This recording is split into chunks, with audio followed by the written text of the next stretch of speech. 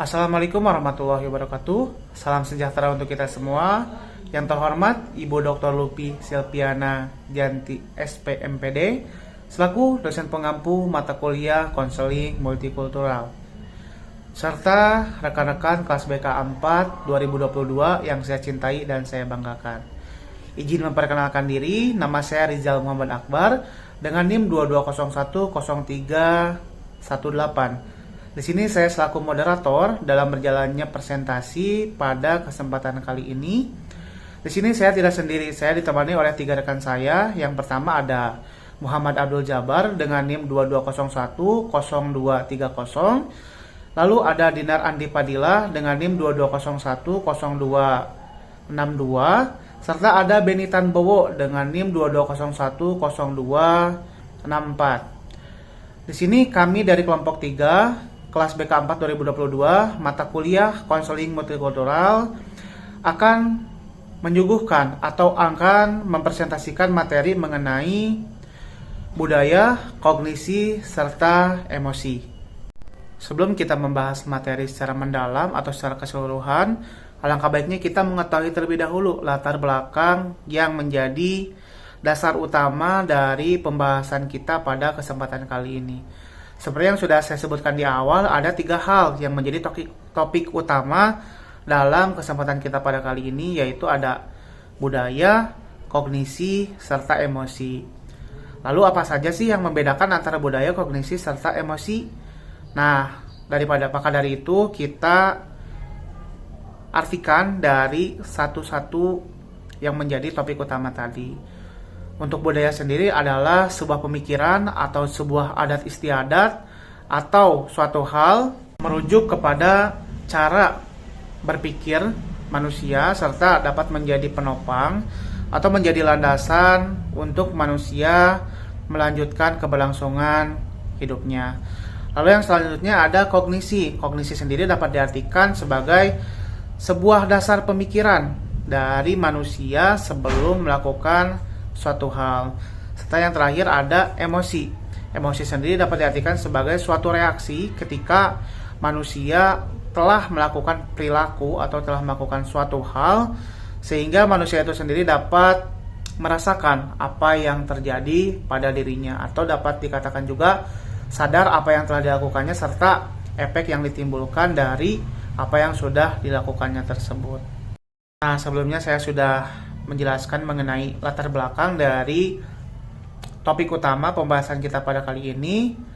Maka dari itu, sekarang alangkah baiknya kita mendengarkan penjelasan materi dari rekan-rekan saya yang lainnya. Maka dari itu, saya silahkan kepada rekan-rekan saya untuk menjelaskan materi yang akan dijelaskan. Assalamualaikum warahmatullahi wabarakatuh. Saya Dinar Andi Padilla IPP dengan NIM 22010262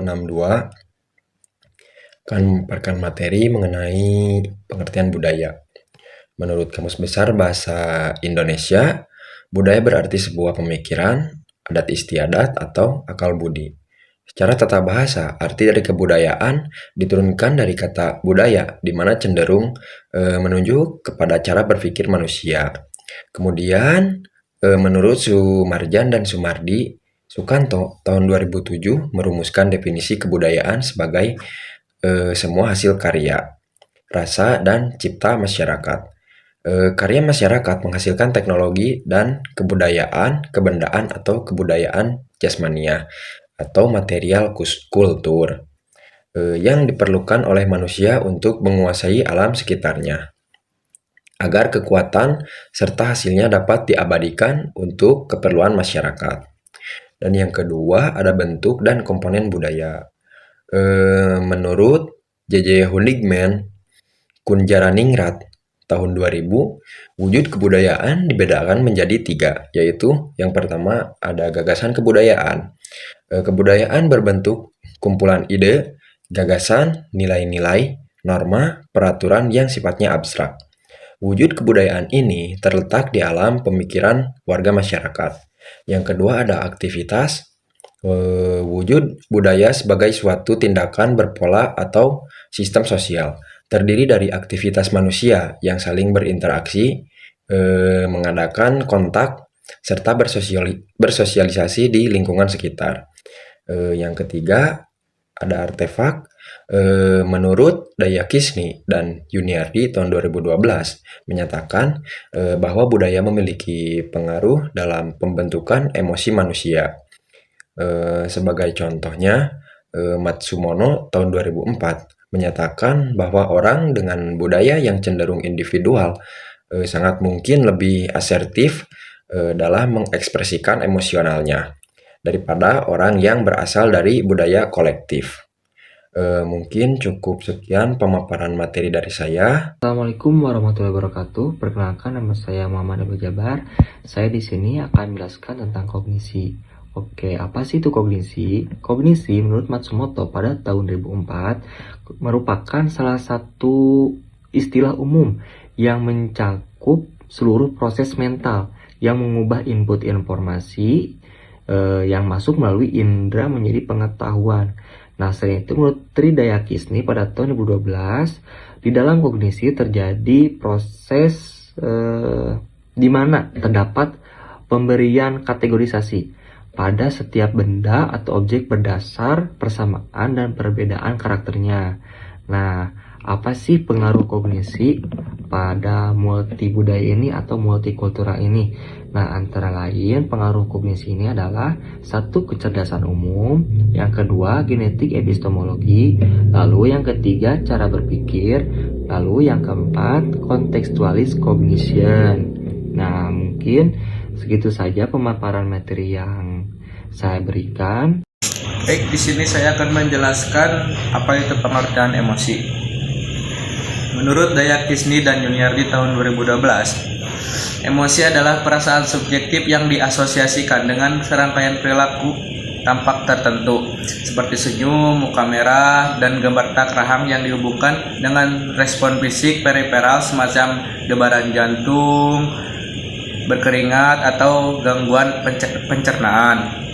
Sehingga dapat diketahui bahwa emosi sebagai perasaan mendalam yang diikuti adanya perubahan elemen kognitif maupun fisik dan mempengaruhi perilaku. Dengan adanya emosi, kehidupan manusia akan lebih bernuansa. Ada kala manusia bergembira bila memperoleh kebahagiaan, apa yang diinginkannya. Manusia juga dapat tertawa bila ada yang lucu. Ia juga dapat menertawakan dirinya sendiri bila ia menyadari kebodohannya. Bersama orang lain ia dapat berbagi suka dan duka. Ia akan sedih bila apa yang dipunyainya hilang atau gagal mencapai apa yang ditujunya. Tidak hanya itu, emosi juga memiliki fungsi. Ada beberapa fungsi, diantaranya yang pertama yaitu membantu persiapan tindakan, di mana emosi bertindak sebagai penghubung antara peristiwa eksternal di lingkungan dengan respon perilaku individu. Yang kedua, ada membentuk perilaku yang akan datang, di mana emosi akan membantu individu menyediakan simpanan respon untuk perilaku masa yang akan datang. Yang ketiga, ada membantu individu untuk mengatur interaksi sosial. Emosi yang diekspresikan menjadi sinyal membantu individu dalam berinteraksi, khususnya bagaimana individu tersebut berperilaku. Baik, setelah sebelumnya rekan-rekan saya menyampaikan presentasi atau menjelaskan materi yang ada pada topik kita pada kali ini, maka dari itu saya sebagai moderator izin untuk menyampaikan kesimpulan kita pada presentasi kali ini. Kesimpulannya adalah budaya, kognisi, serta emosi saling keterkaitan, khususnya dalam konseling multikultural ini. Mengapa? Karena manusia berasal dari budaya. Manusia berasal dari budaya karena manusia itu sendiri memiliki sebuah ajaran atau sebuah hal yang dianut atau yang sudah menjadi kebiasaan yang memang dimulai dari sejak manusia itu kecil hingga dewasa. Atau budaya juga dapat diartikan sebagai hal-hal yang mengatur perilaku manusia. Serta ada kognisi. Kognisi sendiri adalah sebuah dasar atau suatu hal yang mendasari ketika manusia akan melakukan suatu hal atau akan berperilaku. Serta yang terakhirnya ada emosi.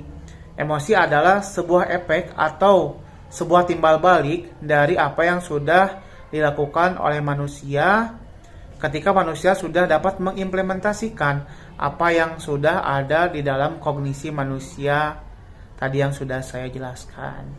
Maka dari itu, budaya, kognisi, serta emosi sangat berkaitan erat atau sangat berkegantungan karena memang tiga hal tersebut menjadi topik yang sangat penting ketika kita akan menjalankan konseling multikultural, yaitu dengan memperhatikan budayanya yang pertama, yang kedua memperhatikan kognisi atau cara berpikir atau yang mendasari suatu orang atau suatu manusia akan menjalankan perilakunya, serta ada emosi atau reaksi dari manusia ketika manusia itu telah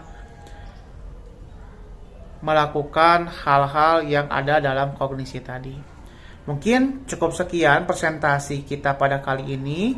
Terima kasih atas segala perhatiannya serta atensinya.